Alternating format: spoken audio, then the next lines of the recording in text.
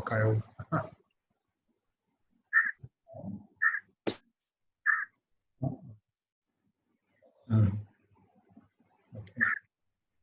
अच्छा, ये बताओ यार, वो 2 बंडल एग्जाम के मेरे पास आए थे, मैंने आप लोग को दिए, फिर वो उस जमा करा के नहीं मिले एग्जाम वाले। हाँ, Hello, Principal sir. Are you online? पिछले सेमेस्टर का था। It is a nice platform where Yes, sir, we our can. Pro Vice Chancellor is going to address on science and art of 5 minute पहले। teaching and learning process, which is most important for all of us, both the teachers as well as students. And I hope that we have such a eminent personality today with us, and he is going to explain to us about science and art of teaching and learning process. And with these few words, I'll hand over the session to Professor Kalaichilvam, HOD, Business Administration. Yes, thank you, sir. Now our department head, Professor V. Kalaiselvam, who is the coordinator and organizer of this event, will give a small chief introduction. Kalai sir, you can give a small introduction about our chief. Good morning, one and all present here. Good morning, everybody. I am profusely overjoyed to take this opportunity to introduce our chief guest of the day.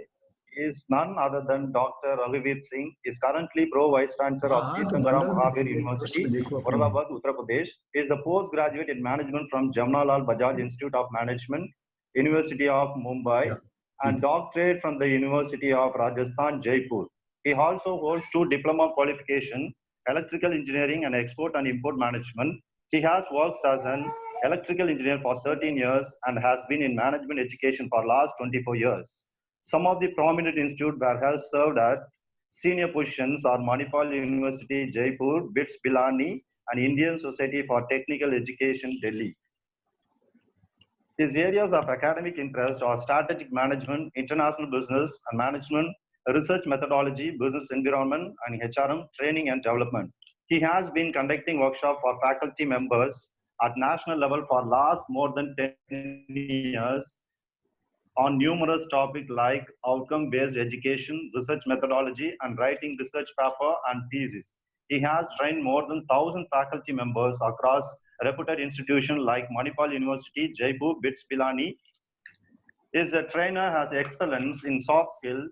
Sir contributed numerous workshops for corporate like Parle Biscuits and Department of Atomic Energy. Dr. Singh has co-authorized a book titled Advertising, Planning and Implementation, published by PHI, New Delhi, and edited books. Dr. Singh has published papers in many national and international conferences. He has delivered chart technical section in many national and international conferences. He has delivered numerous guest invited lecturers in different institutes and refresher programs sponsored by UGC. Has rich experience in academic administration, liaison with the higher education regulatory bodies, setting up new campuses, developing strong academic and administration teams, developing an administration process and system as an expert in academic auditing, etc. He has been trained on achieving excellence in higher education at IST. Thank you very much for the opportunity given. Thank you so much, sir. Thank you, sir. It's really a highest fortune for us to have a chief guest like this. Sir, welcome you, sir, on behalf of Chandraprabhu Jain College. Thanks for accepting our invitation. I give the session to you now, so you can lead with the topic, sir. Thank you, sir. Thank you so much, Dr. Sudha, and also Professor Nagajyoti for having invited me to share whatever little knowledge I have about academics. Good evening, ladies and gentlemen. Good morning to everyone, and greetings from Moradabad. It's a wonderful weather here, and I'm sure the same must be there at your end. Till yesterday we had quite sultry and humid conditions, but today, since morning, it's wonderful. So I wish it is there at your part. Let me tell you a little about Moradabad. It's about 150 kilometers to the east of Delhi, and it's known as a brass city of the country, like you have in your part, Sand City. Similarly, it's a brass city and contributes in terms of large, sports in brasswares and many other such wares. And we are a large the Thankar Mahavir University. About 15,000 students and 1,000 plus faculty members, and across fields including medical, dental, pharmacy, nursing, a large hospital, 1,000 bedded, management, engineering, or every kind of faculty we have in this particular university. And I'm currently the Vice Chancellor. Well, I'll begin with my topic called Science and Art in Teaching Learning Process. Before I go on to elaborating on the topic, I'll let you know also why did I select it. Today, if you look at and discuss with the students and faculty and ask them, hey, what are you for here in a given university or in a college? What is that you are up to? Okay, most of the answer you get is I'm here to earn a degree. Okay? And when we all face students, someone who is 90%, 80%, 75%, 45%, how do we interpret that percentages? Okay, can we really interpret what does actually those percentages mean? Most of us would come up with an answer, yeah, that's someone who is with 80% or 75% an intelligent person. Someone who is at 40 or 50% is poor, has no intelligence. We end up equating it with the IQs. Is that right? I'm not sure. I really don't have any research on this, that marks in our universities are equivalent to IQs. That's questionable. Whatever of last 25 years of experience in academics, I can conclude is that, yeah, the percentage of marks could be probably a student would have remembered 80% of the contents he was delivered on the day of his examination, nothing beyond that. I'm not sure what he can do without 80% of marks once he is out of the college. So these are some of those, issues which actually made me to think about how education must be delivered. And next 1.5 or 2 hours, I will share how we can help ourselves as well as students to be more, closer to what actually we want them through our efforts. I'll change my slides. Not able to do that. Okay. So, 4 important things in my agenda includes context. I'm sure you are able to see the slides. Context, science as an educational frameworks. I'm going to look at large number of frameworks,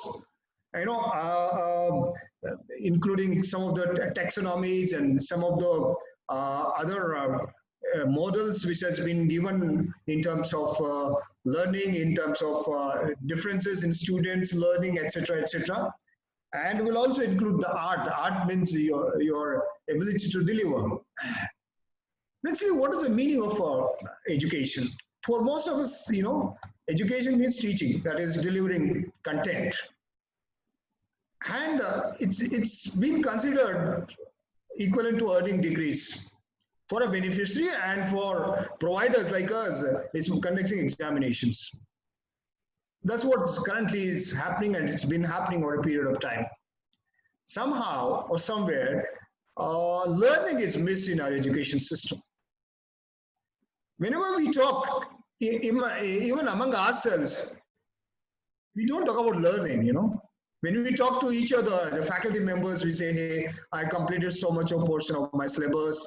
I have delivered so many lectures. I have conducted so many tests. And the students passed with so many percentage, average marks are this, highest marks is this. This is how, in fact, we talk about education inside class, outside class, and with our students. Now, is that an education? Let's look at beyond that. Education has much wider purpose. What one? It must prepare students for lifelong learning. And the purpose here to make a student to develop his thinking and then enable him to go on learning throughout the life. Develop his ability to deal with real life issues and challenges. wherever he or she is likely to face, develop his professional competency, and make him a better human. Now, this is what I presume is a purpose of an education. All of us can differ. Everyone has so much of freedom in academics, we cannot differ. But as a speaker today, I presume these are some of the wider objectives, and everything else gets included under these objectives. So if I can take into these purposes into account, I will come out with a different model of teaching learning. Now, I can also, say in crude words what the education is. Education is what is left behind with the student after he or she has passed his examination, or what he has written in his or her examination. That means what is left behind after he has forgotten everything he wrote in his exam. And we all know that what we write in exam means what we have actually remembered. That's the unfortunate part. So what is left is, only thing left behind is what we did during our college time. The activities, the lab work, the projects, the presentations, the interactions. These are only things left behind with the students. And rest all is a content which forgets within next 2 to 3 months. So what we have done, we have put in so much of efforts. We have put an excellent infrastructure in place. We have a faculty, their time, information technology, all other kinds of things. But the moment a student leaves the college, within 3 months or 4 months, he actually forgets everything. What he remembers is only what did during. So what does it actually tells us is that we got to make our students do more and more during the college time. So we have to restrict our lecturing. We have to reduce our time spent on delivering content day in and day out. Let's look at teaching is a complex and multidimensional endeavor. It's not as easy as it is made out to be by people within the academics and outside the academics. You keep hearing this common, talk about academics. People say it is the easiest job to do, and I say it's the most complex and has a multifaceted aspects. And especially in a higher education, you would realize this fact. Imagine what all activities you are indulged into. You are supposed to be writing papers, you must be doing projects, you must be engaging into collaboration, must be taking students for various projects, field projects, you must be taking them for excursions, for industrial tours, and for participating in activities. You must be organizing activities, you must be participating activities. You must be presenting papers in conferences. No other profession in the world has so much of dimensions. And you all of us are expected to do well on those dimensions. So the outside world doesn't realize the complexity of the education. Why? Because most of the people have only one interface with us, that is in the classroom. And the other interface is through the media. What inside goes on, what is expected from a faculty is never ever been shared with the outside world. Therefore, they have made a perception about academics as the easiest job on earth, which is totally unfounded. Look at another aspect.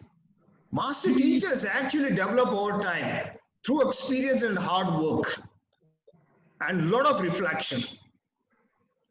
It is, many times the young people get disheartened because they want to have a mastery over something quickly, easily, and they start comparing with someone who has years of experience. So everyone has to have a patience. You got to work for it.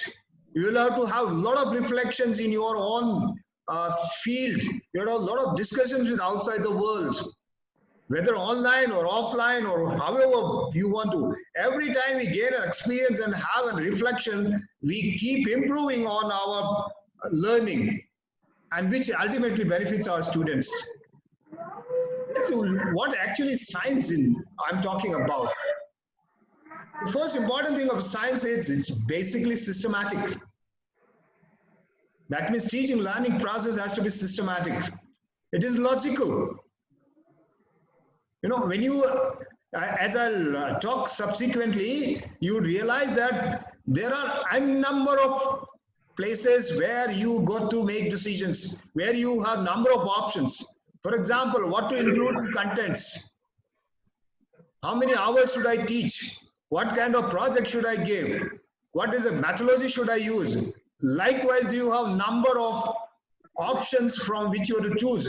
And when you choose these options, that is where you have to apply your logic. That is where you have to apply your science. You have to experiment with your pedagogy, with everything. All that you do, you will have to have an experimentation. Without experimentation, you and students would never ever be able to realize what is the best method to teach and learn. And art, other part, that's your craft. That's your ability. That is what you act. That is what you perform. That is what we negotiate with our students in terms of load to be given to them, in terms of what is to be taught and how it is to be taught. We indulge into a lot of discussions. Things happen. We execute our plan. We prepare our plan. Everywhere you need an art, your craft, to execute what you intend to do. So there are strategies and practices that a body of research has shown to us, which helps us in enhancing our learning. That means if we adopt certain practices and certain approaches, the learning actually gets enhanced. Teachers, we all as teachers constantly collect on data how students learn better and reflect on it and then bring into feedback for improving it into next time. We all experiment different kinds of techniques in our classroom in order to know which is the best one or which is the most fitted technique in the classroom. We all use logic while deciding content and methods for effective learning. Now, teaching needs very specific skills. But teachers adopt huge methods that suits them best. There is no standardized way of teaching. Because in the classroom you have a huge diversity of students. Their backgrounds are different. Their learning abilities are different. Their language skills are different. Their intentions are different. Their objectives are different. So that you cannot use a standard method of teaching learning. Don't use a common approach to learning of the students. That is where we need to vary our approach. We need to have a philosophy of teaching. Use that philosophy to deliver.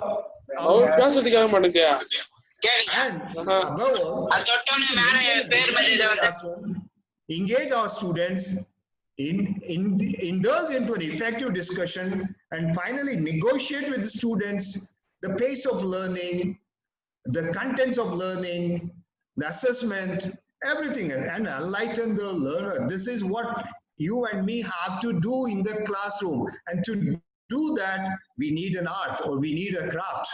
Let's look at science. This is all, if you look at my screen, the vision, the objectives, learning outcomes, curriculum, course content, andragogy, assessment, that is evaluation. Everywhere, at all these components and many more, we got to make a decision. And each of these components has multiple options. So how do I choose what is most appropriate for me? What an ex-college or an ex-faculty chooses may not be suitable for me. Why should I copycat somebody else? Because I'm unique, my classroom is unique, my course is unique, and there has to be a unique solution. Please remember that. And these are the methods and frameworks that require criteria for making a decision. That is where the science comes to play. Look at the art part of it. What all we need to do? We have to coordinate, inspire our students, we have to accomplish tasks, negotiate, have interaction, indulge into discussions, deliver the content, perform, organize, plan, assess, and formulate. All of these needs art, or it needs craft. Let's look at level of knowledge. There are 4 levels of knowledge we got to give to our students. And unfortunately, as I mentioned earlier, we are actually stuck on the first level, that is factual, the facts and information. Through lecture methods, we cannot do anything beyond sharing facts and information. And that is what exactly I'm doing with you. I'm sharing facts and information. Hence, the knowledge which is being shared between us of factual in nature. Then come conceptual. Conceptual means you are creating concepts. What is it related to? How one influences the other, how one is related to other. That's a conceptual knowledge. And the third one is procedural. That is the doing part. How you execute what you have learned, what you do with it, how do you improve on it.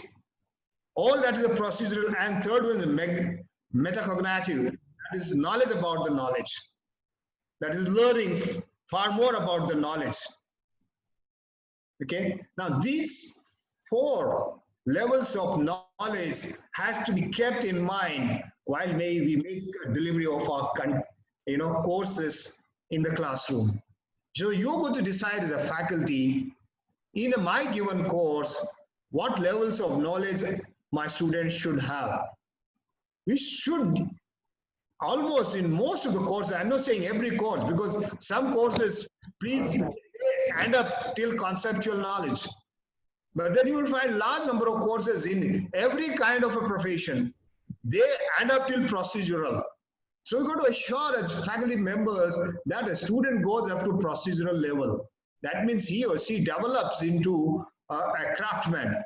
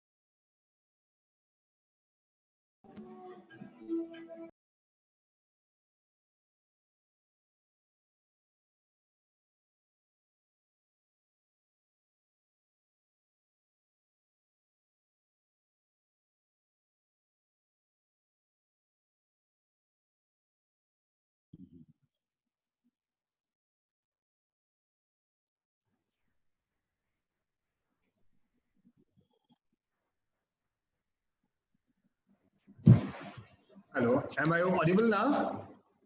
I don't know, the connection snapped.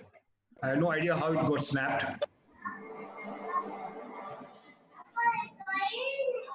Yes, sir, you're audible and visible also. I think some connection problem is there. Yes, sir, you're audible. You can continue. No, is my slide visible? No, it's your visual video is visible, not the slide. You have to share the screen. Okay, do one thing. Give me the rights to Yes, sir. Yeah, give me the rights.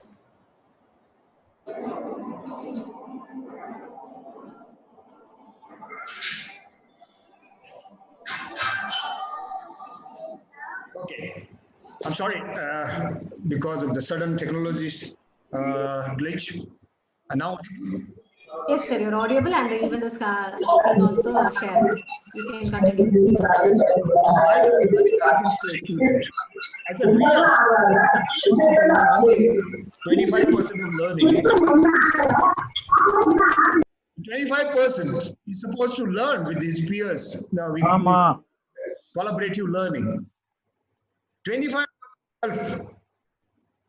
and the remaining is throughout his life. This is how learning actually takes place. So let's not make a hue and cry that we are the only responsible people for making to learn. No, learning never stops. We are not the only source today. And for more important reasons, today he has so many open sources. So please remember that do not give content which is unnecessary and the content which is undesirable, because he or she has an access to so much of content at open sources. So if you and me are going to give the content which is already available, would actually invite irreverence from the students. Why? That's because of our irrelevance in the class. We become so irrelevant by giving the content which is easily available in his book, in his various platforms. So I don't find any reason why a student has to pay attention to a teacher in the classroom, because he doesn't find any value add happening in the classroom. Value add would only happen if we provide him or her something which he or she doesn't have an access. So that's a big challenge to you and me as a teacher. Let's not talk to them what is obvious, what is redundant to him. Make him talk. Discuss with him, ask questions, you spend time in discussion rather than delivering a one-way content.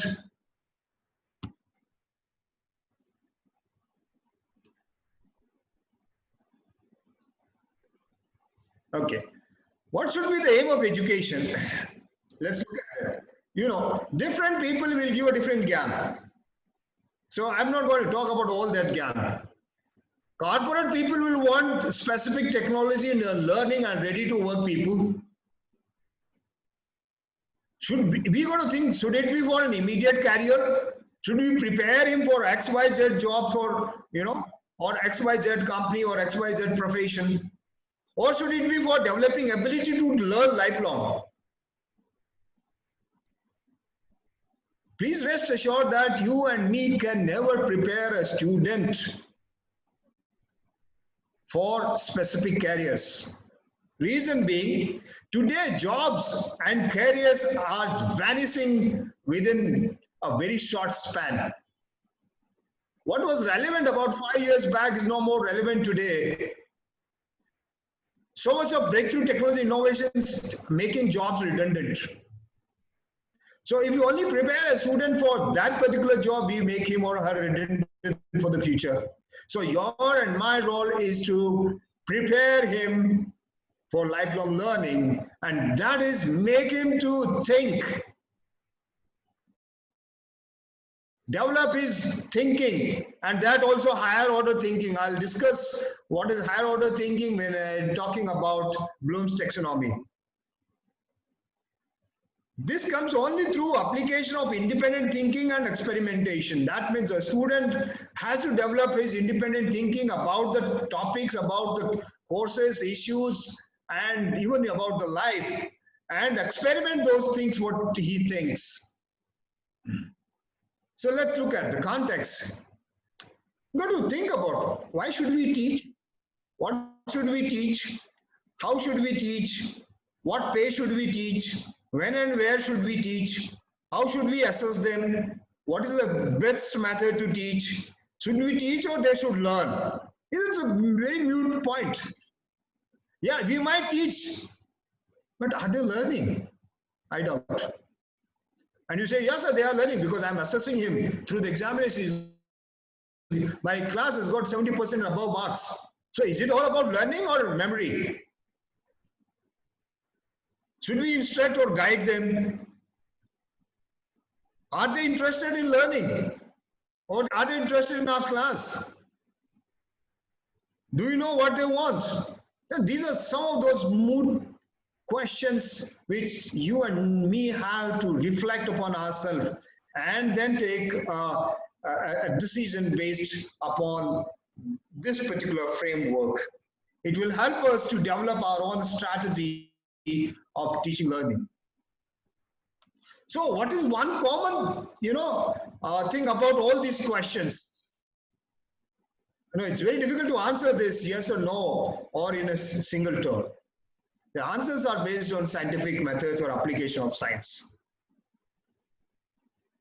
Oscar Wilde years back has said that anything worth learning cannot be taught, or nothing worth learning can be taught. Please understand. When I say word learning, if you look at the word learning is basically change in behavior. That is the individual has changed because of the learning. If it has not, then nothing has been learned. So if that has to take place, then the student has to learn. You and me cannot. We all can be guides, facilitators. You can discuss, we can share how to do it, but it has to be done by the student. So we'll have to change our philosophy as individuals, that what actually learning amounts to. We will also change our philosophy. It is not about teaching, it's all about learning. Unless we rethink, it will be difficult to make students learn. Let's look at any university or a college. The educational objectives stand on these three pillars. The first is knowledge dissemination, and what we call as a teaching. Second is a knowledge creation. That's a research institute or a research university. Third is an industry focus, that is enhancing employability. So an institution or a university have to take one or two. A student, the university and colleges which are new definitely would like to stuck on the rightmost pillar, that is knowledge dissemination. It will be difficult to get into the research and employability aspect. Most of the modern universities are, in fact, or technical colleges are trying on employability. That is focusing what immediate needs of the industry are. Now, it's difficult for me to say whether it's a right approach or a wrong approach, because that's their vision. That is their objectives which they have set right and what they think is right. But if I had to give my viewpoint, I would say that, hey, objectives have to be much wider. It has to do with students learning, developing students thinking, preparing students for the future, not for immediate careers. That is how I would look at. Let's see the taxonomy of educational objectives. Taxonomy is nothing but a kind of a hierarchy. That is categorization. So educators have, in fact, categorized or classified learning objectives in 3 different domains. These 3 domain educational objectives are cognitive, affective, and psychomotor, which are also popularly known as KSA.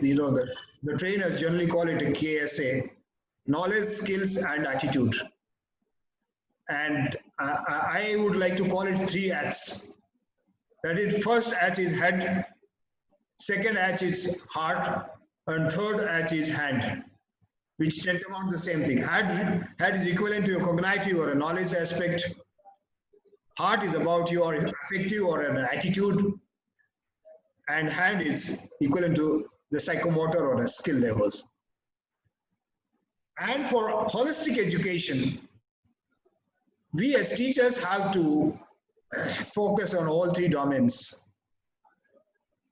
Without effective component, that is, without taking people's psychology in mind, keeping their motives in mind, or keeping emotions in mind, we will be able to, will create more robots in the future.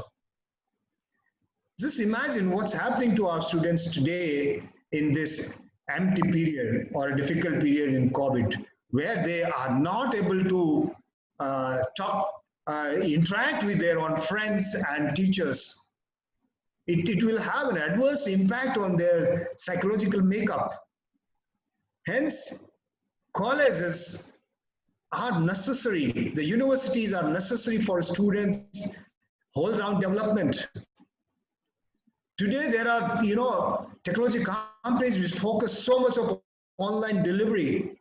My view is online delivery is okay for time being. Online delivery is okay for the part. But imagine what happens if you and transform entirely or transport entirely to online. What kind of future generations would we create who are bereft of emotions? So we would have another, set of robots without emotions. Let's look at the cognitive domain of learning. It basically involves what we call intellectual skills development. These are categorized into high order and lower order. Lower orders will include like knowing and understanding. Higher order would include applying, analyzing, evaluating, creating, or designing. So all these levels have to be taken into account when we deliver our classes, when we plan our classes. Higher order thinking not possible without having lower order thinking. So unless we have a knowledge, we can't apply. If you try to do that, you would be like, mechanics. Motor mechanic or auto mechanic or an electrician mechanic, whoever, electrical mechanic, whoever it is. They would be able to do a good job, but will never able to be bring improvements into what they are doing. And probably they won't know why they have done and what has been done. So we'll have those kind of people which, if you look at, we will be left behind the world far more if we concentrate only on lower order thinking. Look at Bloom's taxonomy, how it is a revised one. Revised means in somewhere 2005, Searle has brought in action verb. That means added ing to all those words. Let's look at each of the domain for more clarity. Affective domain, I said that emotional aspect, our feelings, emotions, and attitudes. Receiving phenomena means receiving somebody's feelings, responding to that feelings, valuing those feelings, organizing within ourselves, and then characterizing what kind of feelings are these. So unless we have that ability to receive somebody's feelings, emotions, and attitudes and respond to them correctly, we will never able to have a good interpersonal relationships on the job, in the family, among the couples, or even among the friends. Look at psychomotor. These are orders from lower order to higher order. Utilizing motor skills or coordinating them. Perception means seeing them. See, and then they said what it involves. Then somebody gives us a guided response. A master trainer tells us how to do it. Then we learn to do it. And then we start giving open, complex responses whenever we ask about a particular, mechanism. And then we adapt. That means bring modifications and changes into that skill. And finally, we originate. That means bring new skills. This is how the psychomotor domain is learned.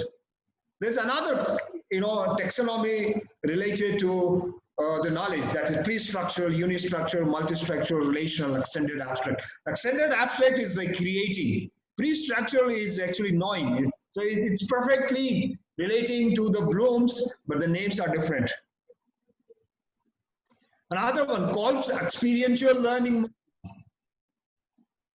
That means what we experience, that is feeling. Observe what is happening and we see that. Then we reflect how it is happening. Assimilate, that means think about what we have seen and observe it. Then conceptualize it. And finally do it ourselves. Active experimentation. So you'll find that laboratory work, field work should relate to Kolb's experiential learning model. It will help us if we relate this model to experimental work, project work, field works, to learn better and realize that how learning actually takes place while we do things. Look at another Miller's taxonomy, Pyramid of 1990. Is also similar to that. It says somebody's knowledge, then it says how it happens, that is his competence, and show how it is done, he performs, and then finally does actions. And this is more relevant to wherever there's a practical work is undertaken, especially in medical, nursing, engineering, art, that is fine arts, which we talk about, journalism. So wherever there is a task is to be done, this Miller's taxonomy is very, very relevant. Now, please, let's look at conceptual aspect of the students. Please understand that students in a class differ from each other on their educational objectives. That means why have they joined a particular program or a degree? Each one has their own objectives. What is their background? Somebody comes from an English medium, somebody comes from a local medium, someone comes from a rural background, someone comes from an urban background, rich family, medium class, etc., etc. Their learning styles are different. Someone learns better while writing. Someone learns better while seeing. Someone learns better while hearing. Each one of us has a different style of learning. Then similarly, the pace of learning is different for each one. Some of them are very slow graspers. We take more time than others. And then we have a knowledge gap. Say for example, mathematics, someone who is poor in mathematics till 10th, his knowledge gap is very wide, and when he all of a sudden comes to the 11th, he finds himself lost. The teacher has to realize there is a knowledge gap and develop a strategy how to overcome this knowledge gap. Remedial classes can be given to those people. And then students have priorities in life. It's very difficult to change their priorities. And finally, each one's motives are different. Their motivation levels to learn is different. You could have a student who might spend 5 hours every day in learning back home. There's a student who doesn't even spend half an hour. We can't expect the similar outputs or outcomes from all students. Look at other aspect. What do they want from education? I'm only interested in a job. Another guy is interested in only earning a degree. There's a third person who is interested in developing abilities and skills to deal with the realities of the life. Another one is for self-development. There are some students who come for fun action and masti. For them, there should be a lot of activities related to cultural, sports, etc. They love those activities. And then there are some others. Now, all of these are our assumptions. We don't have a hard research behind it. It's our only experience we are putting together.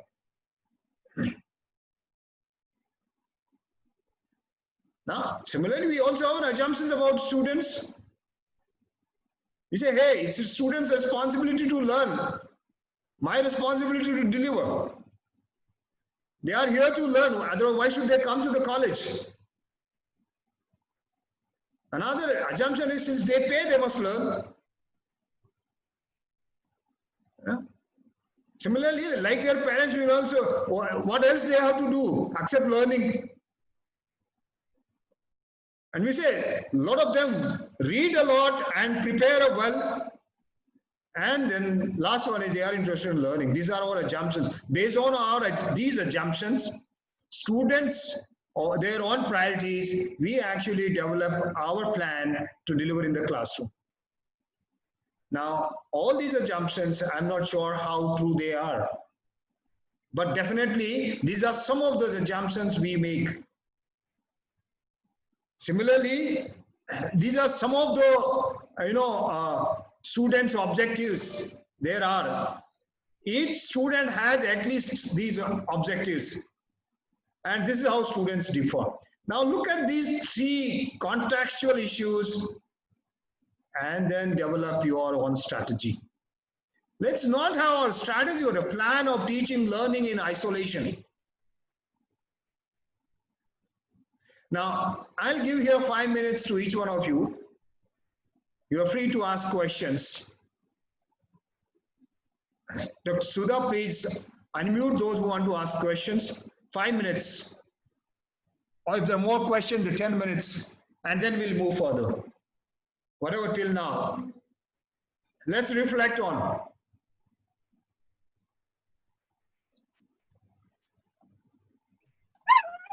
Yes, I request the participants, if they have a question, they can raise. They can unmute their audio and then they can ask the questions to the guest.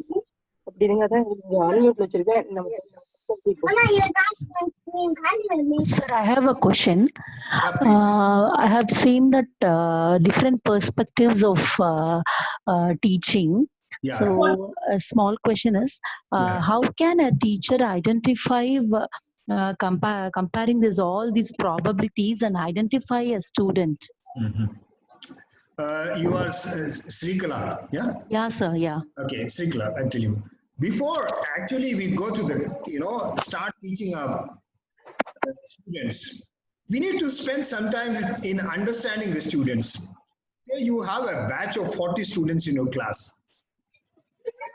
Have you ever spent 10 minutes why he's here, how he learns best, what are his priorities, how he would like to learn, what pace of learning he would like to have, okay, what language he would prefer. Now, if we can spend 10 to 15 minutes with each of the students before we actually jumpstart our oratory in the classroom, I think it will give us a fair idea about each student. And then I will have a mix of all these. Say, for example, if there is a student who learns better by seeing. So I will use videos, I will use my presentation. There is another student who learns while writing or through discussion. So I'll plan my lecture in such a way that there is a time period available for. So when you plan your lecture of 60 minutes, you've got to give at least few minutes to each of the activity. If I, as a teacher in management, I don't spend more than 15 minutes lecturing myself. That means whatever the theme or a topic for the particular session is, I would like to introduce that in 15 minutes. And thereafter, I will start discussions. Thereafter, I'll give them a problem, or a small activity to do. Now, so keeping in mind all these aspects, it is for us to determine how would I take this diversity of students into my consideration while I'm in the classroom. Sikala, am I able to convince you? Yes, sir. Thank you, sir. The way you explained is very awesome. I feel every teacher should have this as a motto and they should follow it. See, we are in a times where a lot of us have an opportunity to interact with experienced people like me. Probably it wouldn't have been possible had it not been the COVID. So there are good things about COVID also. And today you find large number of people actually sharing. Large number of people are sharing their knowledge and expertise over the webinar. So it's good things which are happening. But if I had to talk about my own self, when I was growing as an academician like you all, I never ever had an opportunity to do that. It's all my whole hard work and interest. Let me share with you. Good afternoon, sir. Good afternoon. May I know how we can use holistic learning to help children, especially those from low socioeconomic background and or children with learning disabilities, as they have a lot of low esteem and they are down and out. How can we help them? That's a good question. Low esteem, right, and poor socio-economic background. See, one of the most important thing I would suggest is mentoring, talking to them. Low esteem has come because of their thinking. See, I always have or advise my teachers and students to say there are two ways. One is reaction and another is a response. When a student asks questions and when you find the student is not paying attention, is not able to do, almost all of us tend to react. That is, we scold him, we ask him to go out of the classroom, and many other reactions. I advise, give a response. Response is a well thought out strategy looking into the student's angle or student's perspective or student's problem. So that response is to him or her after the class and try to bring him out of that self-esteem. See, self-esteem is low because I have thought it low to be. If I give you an example, you would realize if all of you have heard about this, African origin president of America. Who was it, if you recall? I forgot his name. I might recall while I'm talking to you. He was, once, first time he actually was elected president and he was to address the Congress. And before he became a president, he must have, in fact, tested defeat 10 times in various aspects of his life. Sir, I think you're talking of Abraham Lincoln. Yeah, thank you so much. Thank you so much. So Abraham Lincoln was delivering, his first address to that congressman, and some aristocratic congressman stood up and intervened him in his between and tell him, hey, Mr. Abraham, do you know that your father used to make shoes for my family? Now an elected president who's been intervened while he's addressing the Congress and he's been asked such a nasty question, what would an ordinary person have done? But it was Abraham Lincoln who has tested his life thoroughly, and he was the most confident person. He said, yeah, thank you. Were there any problem in the shoemaking? My father makes perfect shoes, and I'm proud of it. And if your shoes have any problem, I also know how to make up perfect. The entire house was stunned by his reply. Now, it is up to the individual, I said as earlier, whether one wants to give a reaction or one wants to give a response. So these students who have come from such backgrounds have actually considered or taken it on themselves to have a low feeling, consider themselves low. So we'll have to bring them out of that. And that is possible only through mentoring and giving appropriate response. Thank you, sir, for such a lovely response. And in actuality, as teachers, we need to learn when to respond and when to react. That's true. That's true. And when to react and have the style of mentoring, which will bring children closer to us. That's correct. That's correct. Thank you, sir. Any other question? Or should I proceed? Okay, then I'll proceed. There seems to be no other question.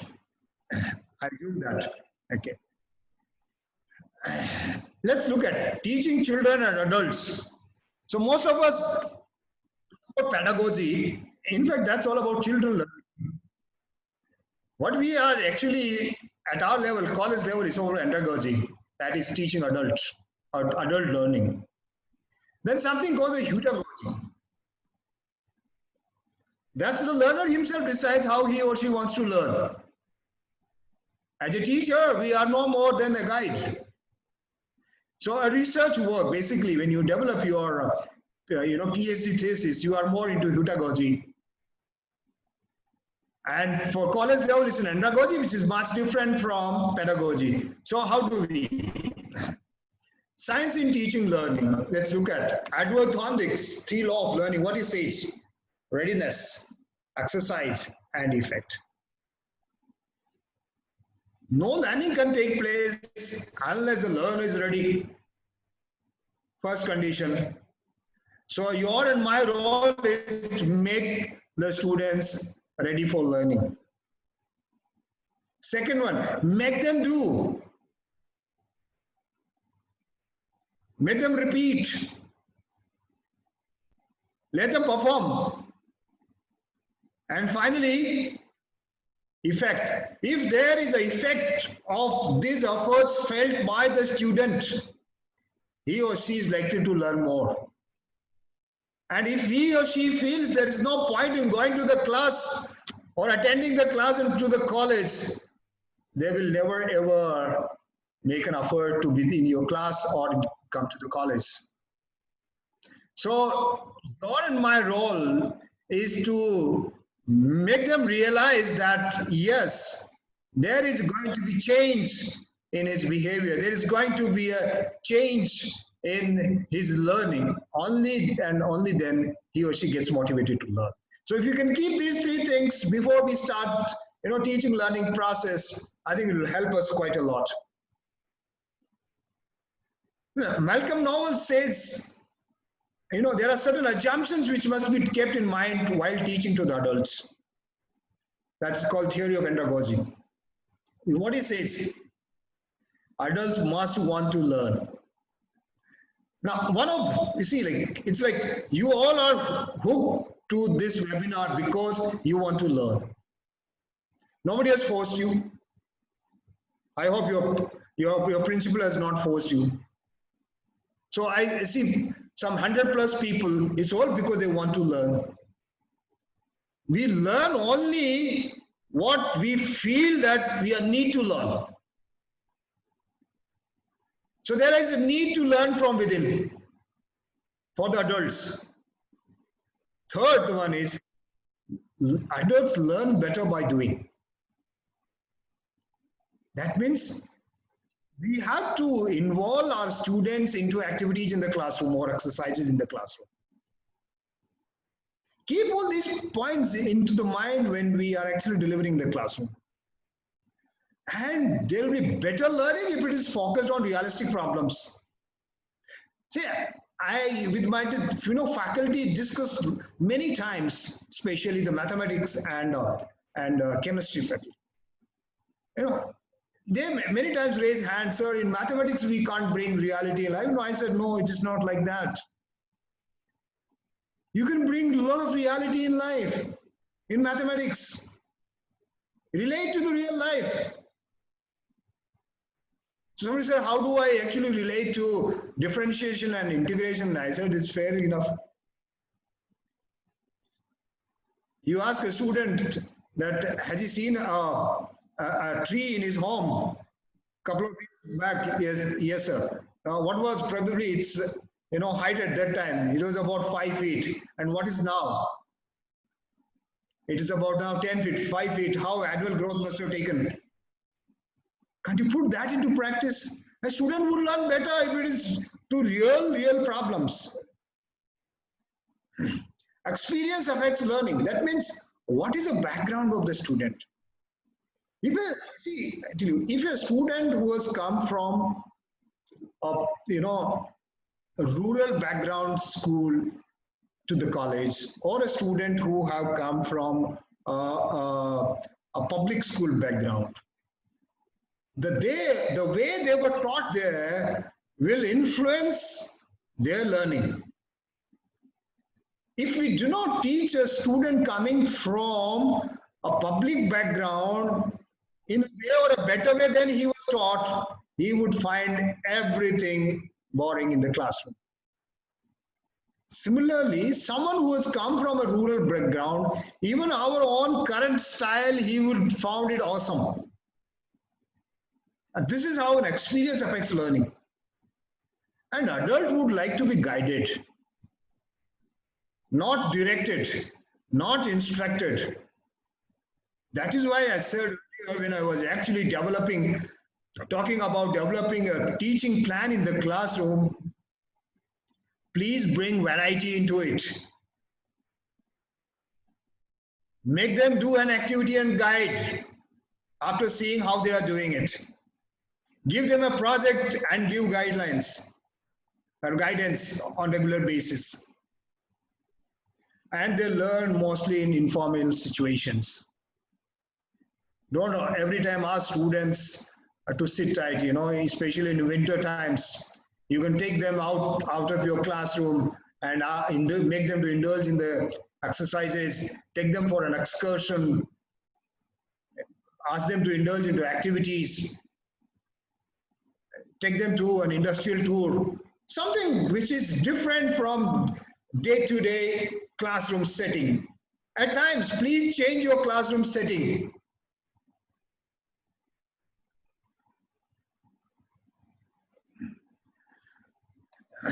Just look at what Einstein talked about purpose of education years and back. He says it's education purpose is developing thinking. It has been there for years and years, but we have not taken care of all that. Similarly, Herbert Simon also says, learning results from what the students think and does. So he emphasizes doing and thinking both. Similarly, look at Confucius years and years, centuries ago. He said, hey, I hear and I forget, I see and I remember, I do and I understand. A simple philosophy of centuries back.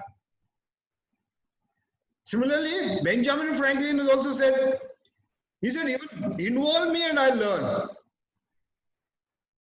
So involve students in learning process. So these are, frameworks of centuries old. Nothing new. And they stand well today. They are so relevant today. But unfortunately, we have never ever cared about it.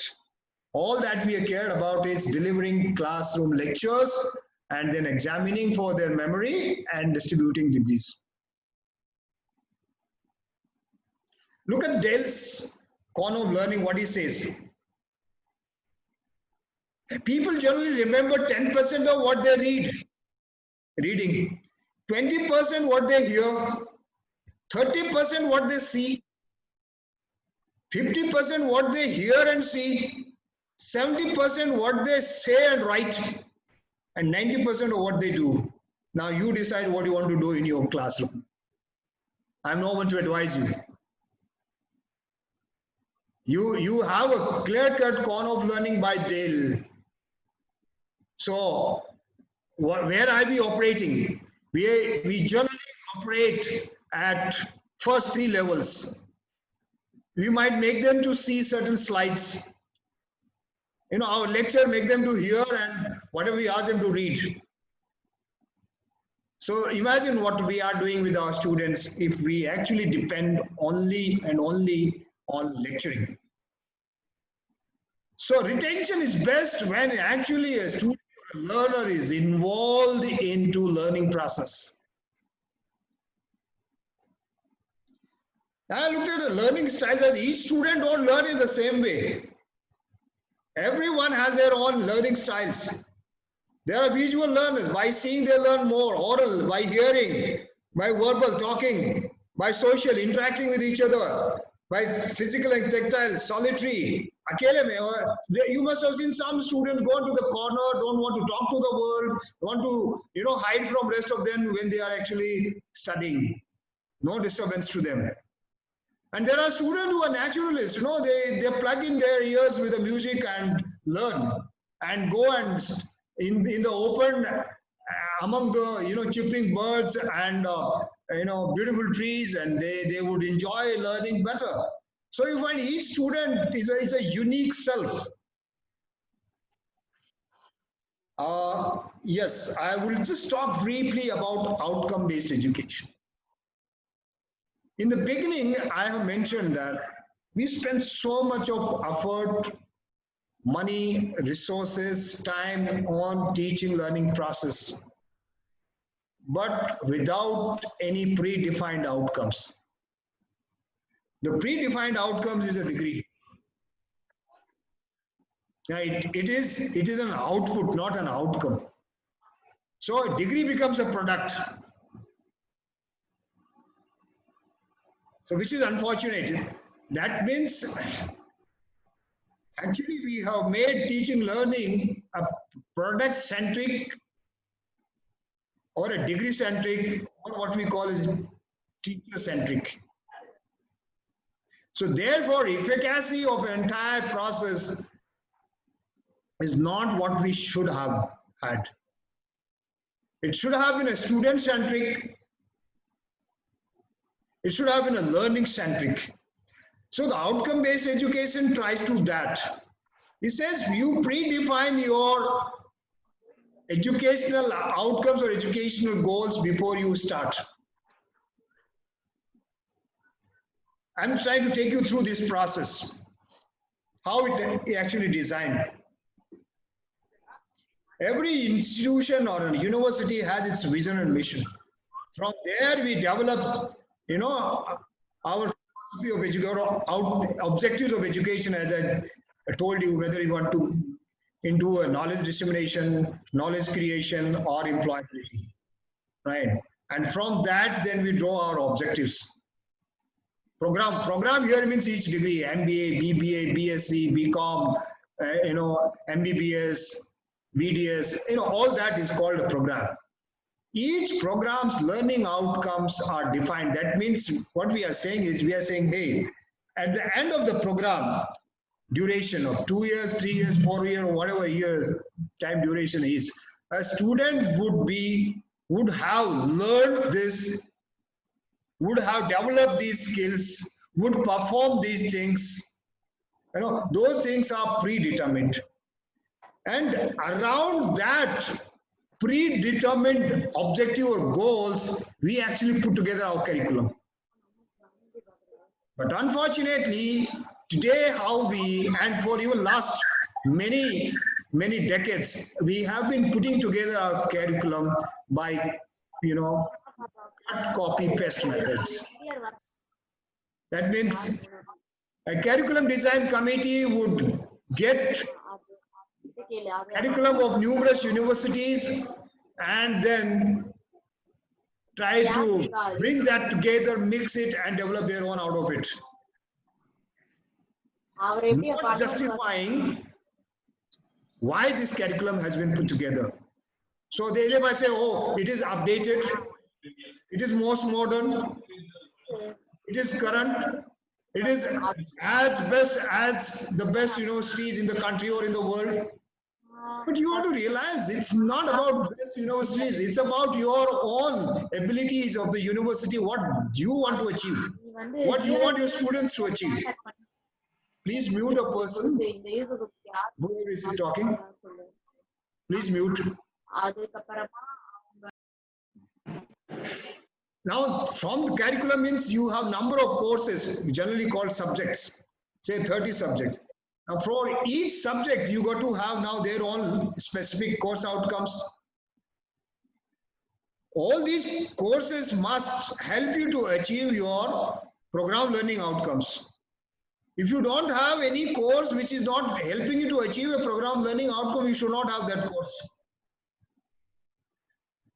Now, based upon my learning outcome, and when I design my learning outcomes and program learning outcomes, I normally use one of the frameworks, educational framework or a learning framework, and I prefer Bloom's taxonomy because it's easily understood and easily implementable.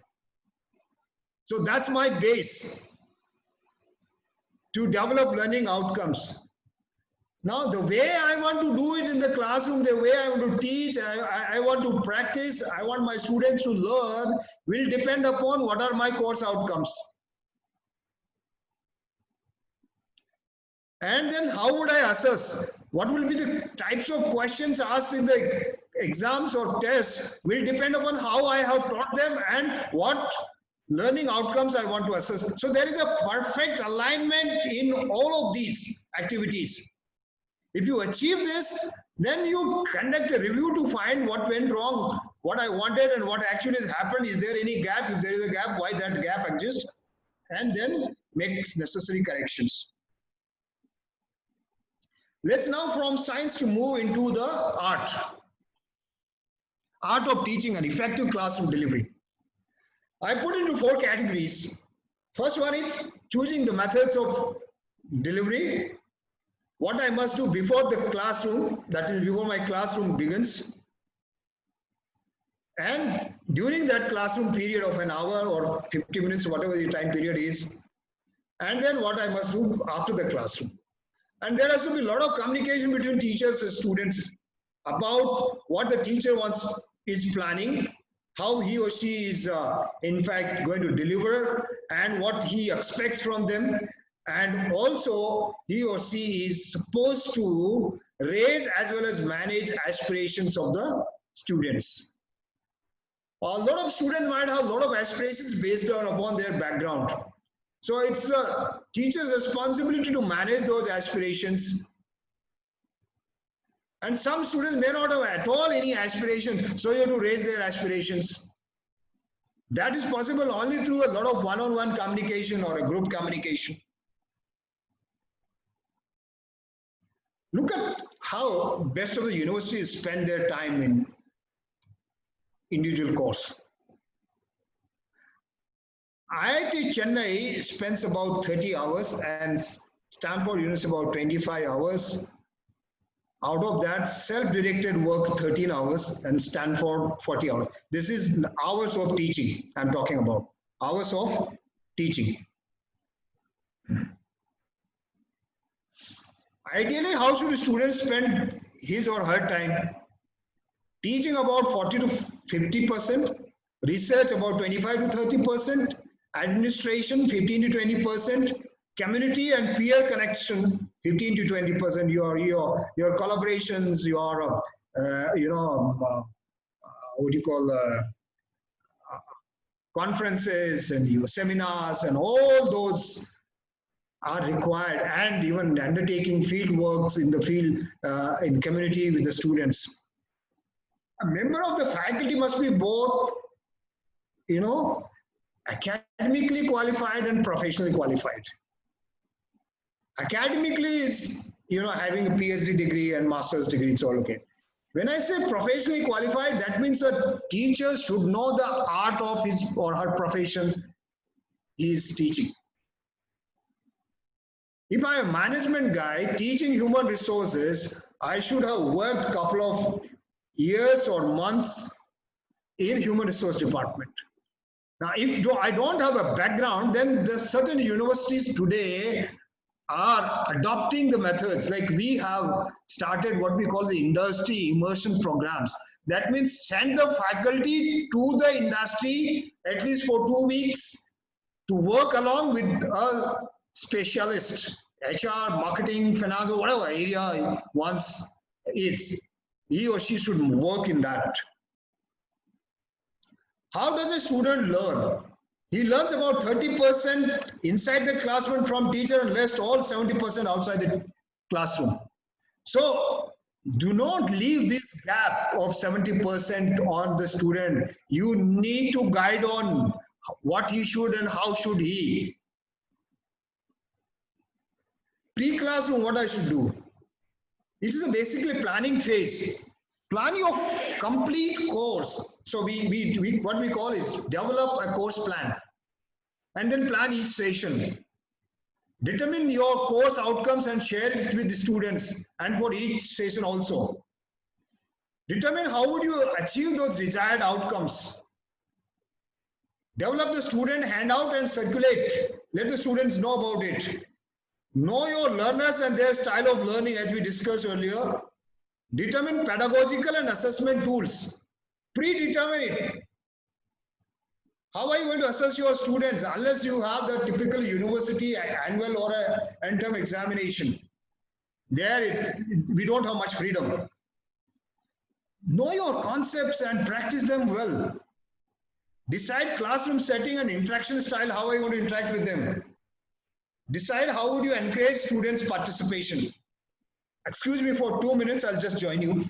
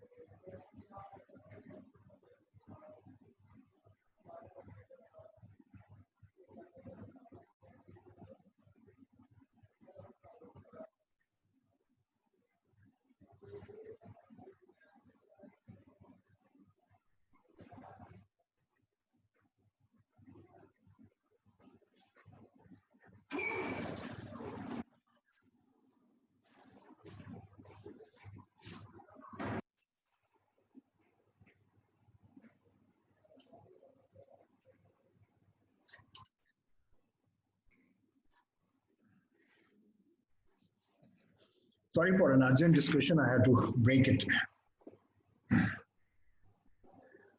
Next, articulate goals and outcomes of every lecture, every session. Share those outcomes. Let your students know what is that at the end of today's lecture he or she is going to learn or do.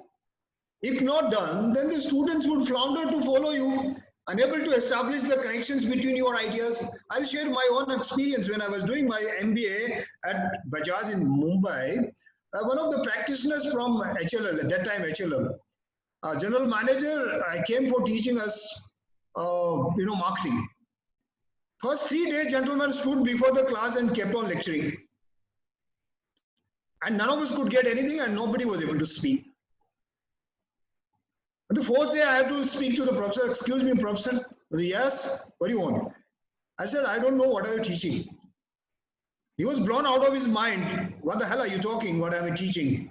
I'm teaching marketing. I said, you are teaching marketing, but I'm not knowing it. I'm not able to follow you. So what do you want me to do? I said, at least write on the board the topics, subtopics, so that we'll be able to relate. So there onward, every day, the first thing he comes and enters in the class and writes on the board and say, this is for Mr. Singh. So the whole class started thanking me for that. Now this is what happens if you don't let your students, what are you up to today? They will flounder, they will not follow you. So in order to keep both together on the same horizon, on the same surface, it's important to mutually decide what is that we are going to learn today. Planning a smart lecture. Before you start planning, answer these questions. What are you trying to say today? What should students know or be able to do by the end of your lecture or presentation? This is very clear-cut. Whatever purpose you have, please let that purpose be there. Never ever do an activity without purpose and objective. It should not be like loitering in a park. You are for a specific purpose, and that specific purpose should be known both to you as well as to your students. And then decide whatever you want to say and say it in few words, but decide how do you want to say it. That is your methods, your approach. How can you present the information in ways that communicated your ideas in a best way? So what is important is, let's spend some time before every class and decide what is that you want to say in the class, why you want to say in the class, what you want to achieve out of that, and how would you say it in a best possible way. So we said 3 steps which we use in achieving answers to these questions which I raised.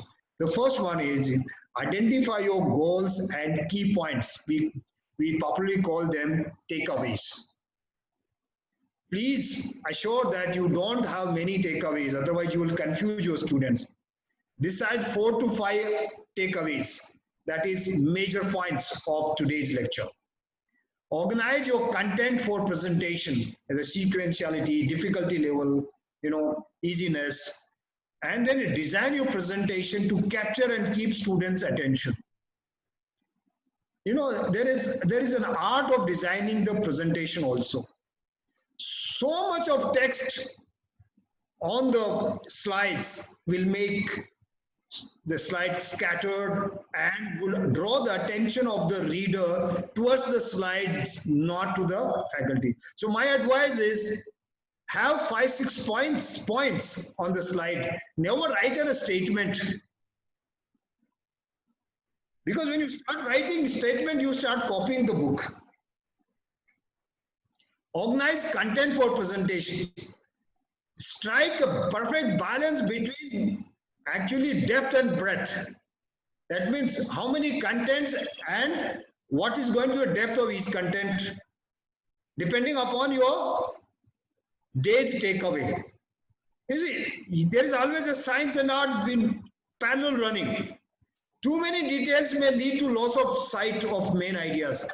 So if you will have too many details, the people will forget the takeaways.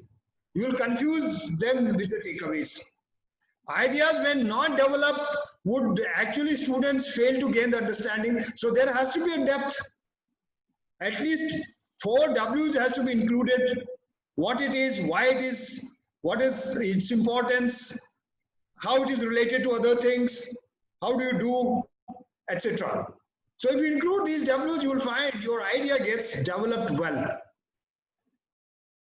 You vary your format of your presentation every 15 minutes, or I would suggest even 10 minutes, 10 to 15 minutes. If you are delivering a lecture or about a concept, stop it after 10 minutes. Ask them to do an activity. Ask question in between. Start a point or discussion, invite various discussion points, their ideas, example from them, etc., etc. So once you change this format, the interest of the students actually start arising. Otherwise, if you look at today's generation, their attention span is not more than 15 minutes. You will find those students yawning or talking or feeling bored. They will give you various signs that they have had enough from your end. So therefore, please vary your presentation style. Organize material, logical sequence, relate your ideas, contrast, compare, cause and effect, pros and cons, chronological order, ascending, descending, problems and alternative solutions. All these are the ways to, explore or expand and give an idea so that a sufficient depth of understanding happens to the student. Next is, how do I actually make my presentation attractive so that my audience are becoming interested or their attention is drawn? There are three things called catchy introduction, body, and the conclusion. So how do I start the first thing in the morning when I enter my class? What is that first word I speak? What is that first thing I write on the board? That is, I need to understand correctly. Like, start with one of the following and vary it. Do not be always predictable. Don't do that every day. Whatever topic yours are, whatever the course you are, try a brief exercise having 3-4 students partnering in a group. This is one way of starting. Second one is share a story or an anecdote related to that content. A lot of people today talk about storytelling. Storytelling is becoming very, very interesting way of delivering the content. So you can think of a story or an anecdote. If you don't have a real, you can make your own. Begin with the demonstration showing students that this is how a particular thing can be done. You can demonstrate certain things, an activity, or relate your lecture to the students' previous days homework or previous days learnings. Or you can ask the students to write 3-4 lines or for 3-4 minutes what they have learned yesterday or what they know about today's concept. Or put a provocative quotations, a big question mark. Suppose you are teaching international relations. You can always have a question mark about what happened recently in China, between China and India. Would it lead to serious international relations between India and China, or among the world nations? Could it lead to a world war? Now, this is a very provocative question, but very interesting, which will actually generate a lot of interest among the students. Or you can open with 3-4 questions, answers in every station. So these are about 6-7 variations which I have discussed. You can choose and vary it on a daily basis. So your start becomes very catchy. Your start becomes very interesting. The body. So what we do with the body now, that means the remaining 45 minutes is your body time. What do you do with that body? Your focus, that one, I said 4 to 5 ideas. Balance between breadth, as mentioned. Begin your lecture with general concepts and keep moving to the specifics or the depth one. Use examples, activities, discussions, demonstrations, etc. during that entire period. Use your eye contact and movement in the room. A lot of us have a habit of standing on the lectern. A lot of us have a habit of standing below the blackboard. We don't move from one corner to another corner of the class. And a lot of us have a habit of avoiding eye contact with our students. We either look into the sky or we look into the wall behind. No, please look into the eyes of each student. Let him or her feel that you are teaching him and her only. You have your total focus on the student. So a lot of enthusiasm for your content. If you are not enthused, if you are not interested in what you are doing, how can you expect students to be interested or enthusiastic? Your body language, your energy levels are so low, and you are saying, hey students, you are not showing enthusiasm. That's a very mutually contradictory statement you are making, right? So your interest, your energy levels, your enthusiasm has to be of very high order. Only then you can take the class along with you.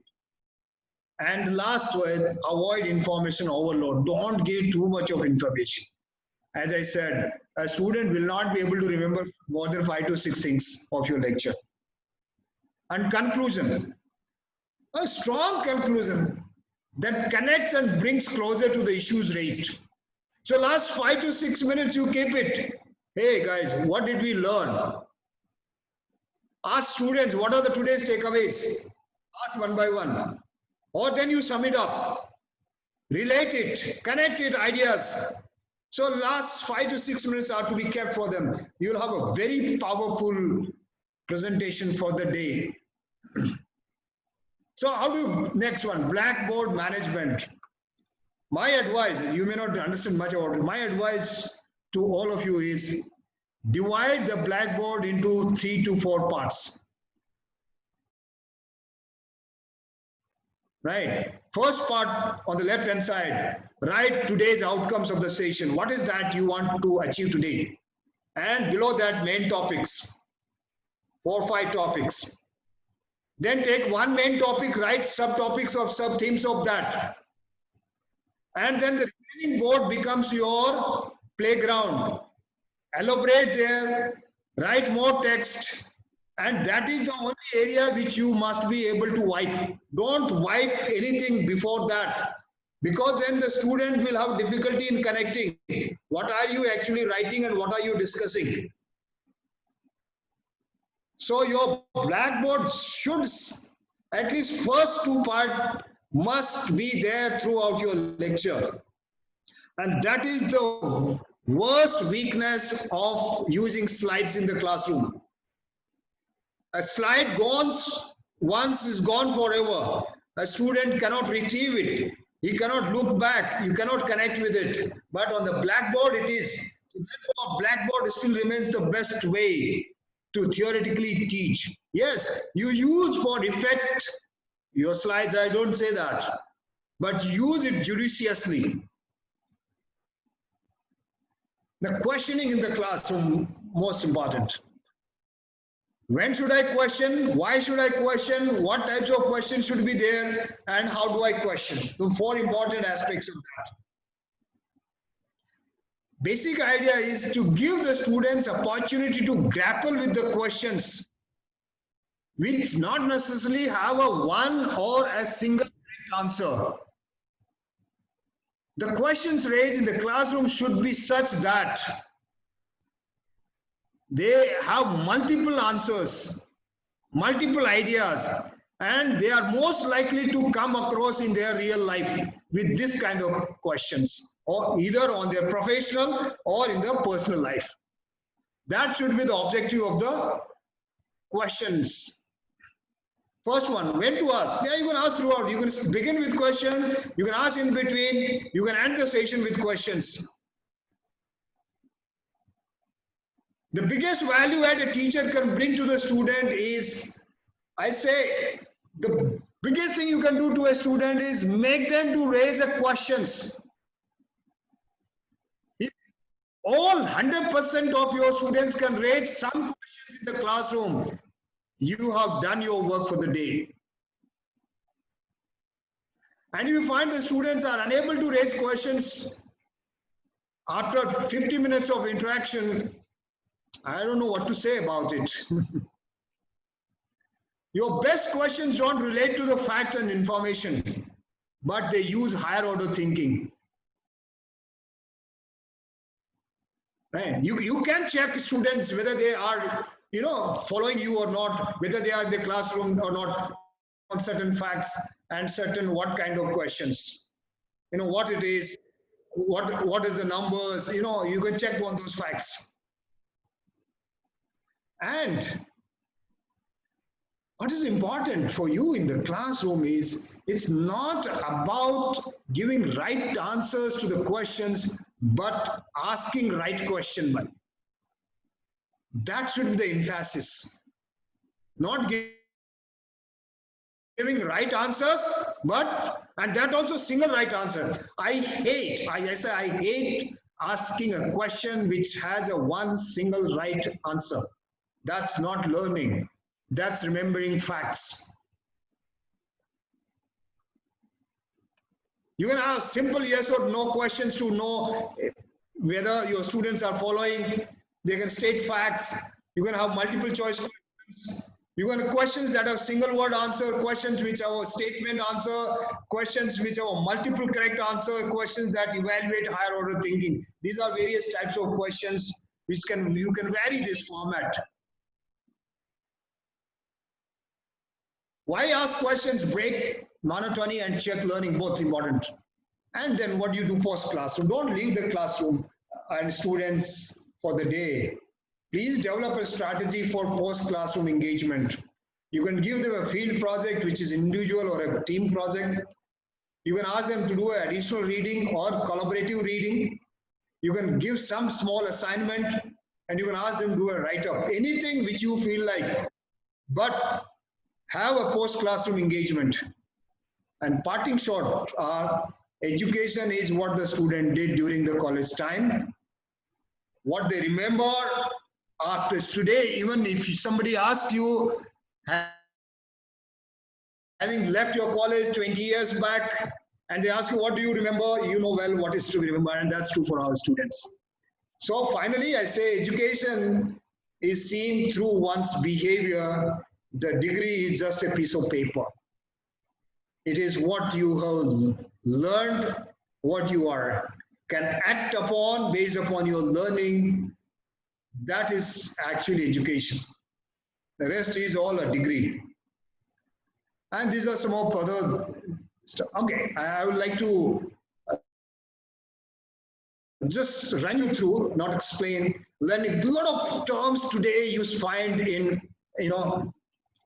internet, in educational concepts, and a lot of us get confused. Look at the kind of words which are related to learning: experiential learning, student-centered learning, participant learning, learner-centered learning, active learning, passive learning, directed learning, guided learning, self-independent learning, Socrates learning, heuristic learning, crossover learning. Oh my God, people get confused. What are all these kind of learning?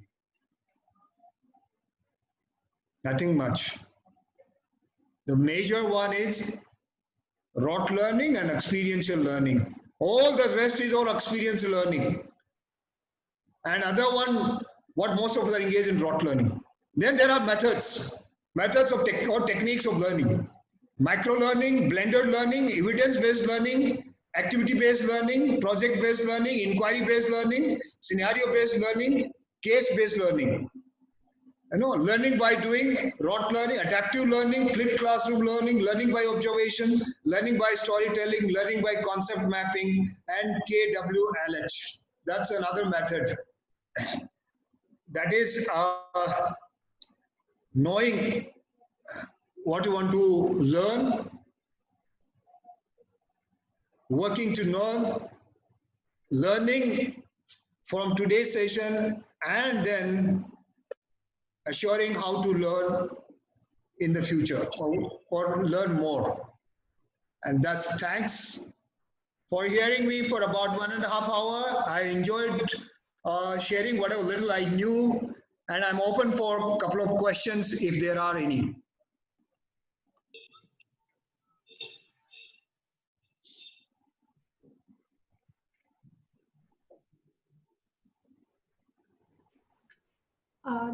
If there are any questions, they can ask. Sir, I have a question. So actually nowadays students are highly exposed to the technology world. They have mobile phone in the classroom. Yes. So yes, even we insist to use them Google in the right way. We say always please search in Google and just know yourself and learn and read yourself. But the issue is they're not memorizing it, or they're not keeping in their memory. They cannot able to recall it. Even they use the technology ways to learn. Even we teach them, they're not able to retrieve it. They have the issue nowadays, students. So what will be, we can do it the best way to make them to rememberize whatever they, maybe we can correlate it with practical lifestyle also. They won't retrieve it in the right way. The outcome is very less.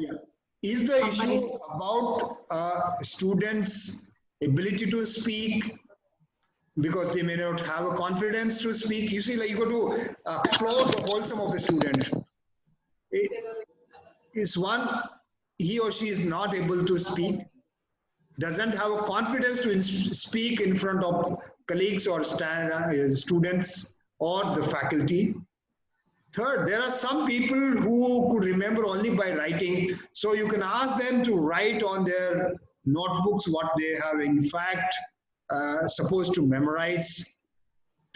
Some people have a very short memory. Third one is you can always ask them to relate that to some anecdote. You know, getting a memory from your storage, some people have a difficulty. So you got to look for what are their issues, why they are not able to. As I mentioned earlier, you got to talk to them. Let's not get away saying, hey, you guys can't even remember this small fact. That's not going to solve the problem. Okay? Yes, you said rightly, if they are good in technology, make use of technology. Use mobile in the classroom. Ask them to find something. Ask them to do an activity using their mobile. Because you may not avoid them. Because, see, it's possible that out of the 50 loads, some of the guys might be engaging in chatting also. You don't know unless you go around the classroom. So it's better to engage them in the tool which they like most. And technology, they are far more apt than definitely the elder ones. At least they are much better than me, and I can't say about you all. Good afternoon, sir. Good afternoon. Sir, will we be able to sustain interest in the children in online for a long time? Reason is now it's a new technology for teachers and students. They are interested, and since they are, should I say, better than us in using technology, they may be doing well. But then can we sustain this interest for a long period of time? If you want me to write, so say in one sentence or in one word, I'll say no. And if you want me to say blah, blah, I'll say blah, blah also. But I'll say it cannot be. See, look at, why do we come to the college and student? I have a small niece in US. You know, she is so curious to meet her friends and students. Whole day she asks her mom to facilitate that. And then the teachers come to her house from the distance, they wave, some children come. So imagine the type of yearning the students have for a face-to-face interaction. As a strategy for our own university, we would facilitate our student all learning, but not beyond 25%.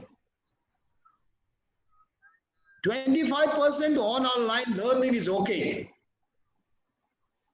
But now, as a faculty, we have to decide what should I do 75% of the time, those contents.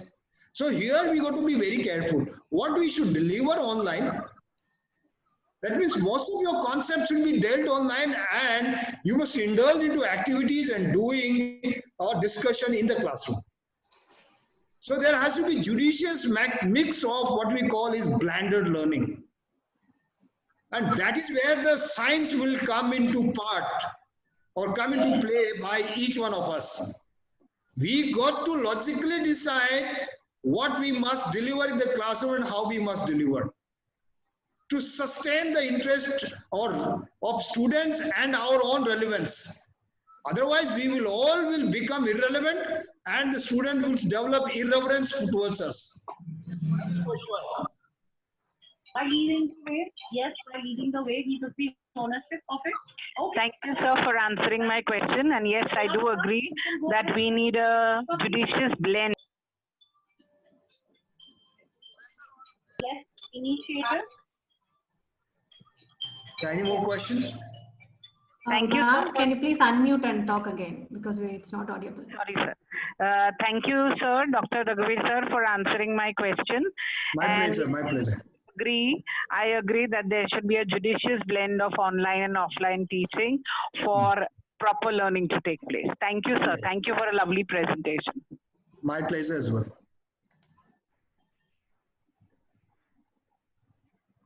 Any other questions that you can ask us?